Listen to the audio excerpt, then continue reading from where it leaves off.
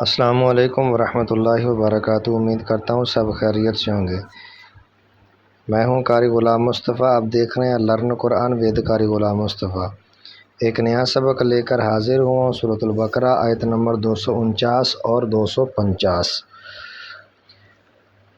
فلما فصل طالوت بالجنود قال ان اللہ مبتلیکم بنہر فمن شرب منه فليس مني ومن لم يطعمه فإنه مني إلا من اغترف غرفة بيده فشربوا منه إلا قليلا منهم فلما جاوزه هو والذين آمنوا معه قالوا لا طاقة لنا اليوم بجالوت وجنوده قال الذين يظنون أنهم ملاقو الله كم من فئة قليلة غلبت فئة كثيرة بإذن الله والله مع الصابرين ولما برزوا لجالوت وجنوده قالوا ربنا أفرغ علينا صبرا وثبت أقدامنا وانصرنا على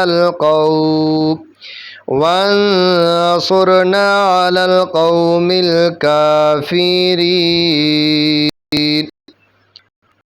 ترجمہ کنز الاعراف۔ پھر جب طالوت لشکروں کو لے کر شہر سے جدا ہوا تو اس نے کہا بے شک اللہ تمہیں ایک نہر کے ذریعے آزمانے والا ہے، تو جو اس نہر سے پانی پیے گا وہ میرا نہیں ہے اور جو نہ پیے گا وہ میرا ہے، سوائے اس کے جو ایک چلو پانی ہاتھ سے بھر لے۔ ان میں سے تھوڑے سے لوگوں کے علاوہ سب نے اس نہر سے پانی پی لیا۔ پھر جب طالوت اور اس کے ساتھ والے مسلمان نہر سے پار ہو گئے تو انہوں نے کہا ہم میں آج جالوت اور اس کے لشکروں کے ساتھ مقابلے کی طاقت نہیں ہے، لیکن جو اللہ سے ملنے کا یقین رکھتے ہیں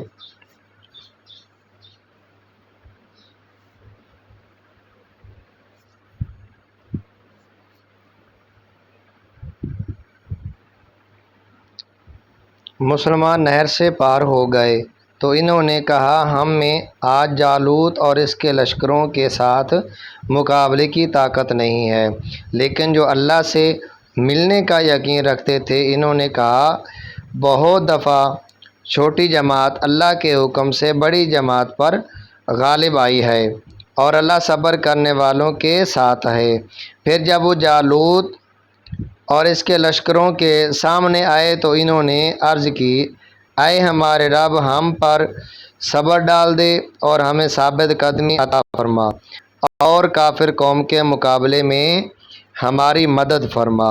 تو اللہ تبارک و تعالیٰ نے ان کی مدد فرمائی۔ تو اسی آیت مبارکہ کی تفسیر میں دیکھتے ہیں کہ مفسرین اکرام کیا حکم فرماتے ہیں۔ فلما فصل طالوت بالجنود، پھر جب طالوت لشکروں کو لے کر شہر سے جدا ہوا۔ اب جس جہاد کا تذکرہ چلتا آ رہا ہے اس کے واقعات کا بیان ہے۔ طالوت اپنے لشکروں کو لے کر بیت المقدس سے روانہ ہوا۔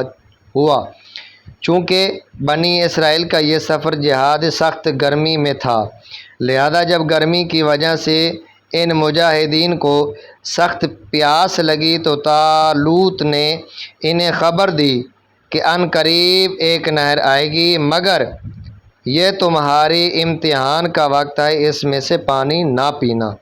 طالوت یہ سب کچھ حضرت شمول علیہ السلام کی وحی کی بنا پر کہہ رہے تھے کہ چنانچہ کہا کہ اس نہر سے پیٹ بھر کر پانی نہ پینا، کیونکہ جو اس نہر سے زیادہ پانی پیے گا وہ میری جماعت میں نہیں رہے گا، کیونکہ یہ ان کے لیے امتحان مقرر فرمایا گیا تھا کہ شدید پیاس کے وقت جو حکم کی تعمیل پر ثابت قدم رہے گا وہ آئندہ بھی ثابت قدم رہے گا اور سختیوں کا مقابلہ کر سکے گا۔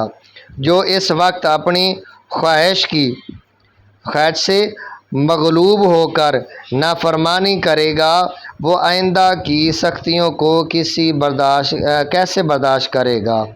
صرف چلو بھر چند گھونٹ پی لینے کی اجازت تھی، سیر ہو کر پینا منع تھا۔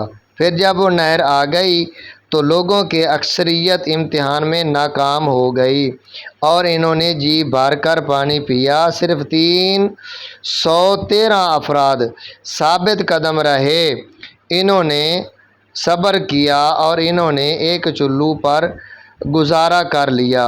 اس سے ان کے دل اور ایمان کو قوت حاصل ہوئی اور وہ سلامتی سے نہر سے گزر گئے، جبکہ جنہوں نے خوب پیا تھا ان کے ہونٹ سیاہ ہو گئے اور ان کی پیاس اور بڑھ گئی اور وہ بزدل ہو گئے۔ اور جب انہوں نے جالوت کے لشکروں کی کثرت و طاقت دیکھا تو کہنے لگے کہ آج تو ہم ان جالوت اور اس کے لشکر کے ساتھ نہیں لڑ سکتے، لیکن ان لوگوں کے برعکس لگائے ربانی اور رضا الہی کی مشتاق بندوں نے عرض کی کہ ایسا تو کتنی مرتبہ ہوا کہ چھوٹا گروہ اپنے سے بڑے گروہ پر اللہ تعالیٰ کے حکم سے غالب آ جاتا ہے۔